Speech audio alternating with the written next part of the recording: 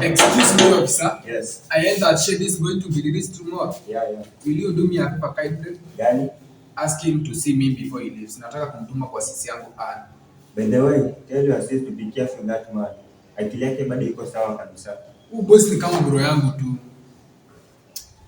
By the way, nisaidie na vitabu zangu. Subchief anaweza kuzitumia kwa kijijini. Ulifanya kosi gani ndio ukuwe chief? Rubbish. Ulikaa na vitabu kwa Mmoja tu. ya wasiama yenye ulikuwa unaandikia watu basari. Ni Bible ama religious man. Juu hapa naona tunahukumiwa kama Yesu. Na by the way, my name is Tiso. Moses Moredi. Yeah, nice to know you. I heard about your story. Na pia najua sister yako. Yes.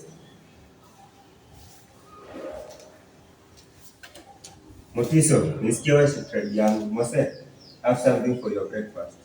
Niko na allergy ya maziwa hata. Useless. Wewe hata unafaa kwa mwisho hii send upeleke ile nyingine ukakae kwa peke yako. Sasa matusi ni ya nini tena?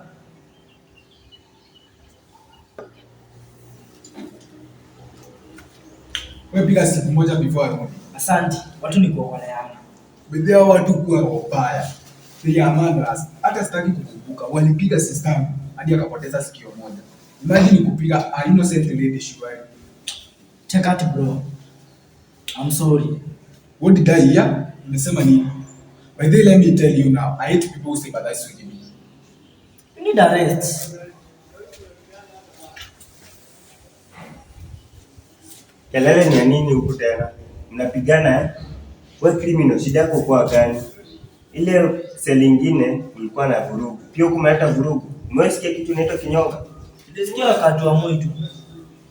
Kama wewe ni mwanaume, jaribu tena. Utapita na wewe juu. That's our language. Kelele ndo language yako. Last warning. Next, utapelekwa kinyonga na familia yako kusahau. Dare me again. Give me that mark na uende kalale.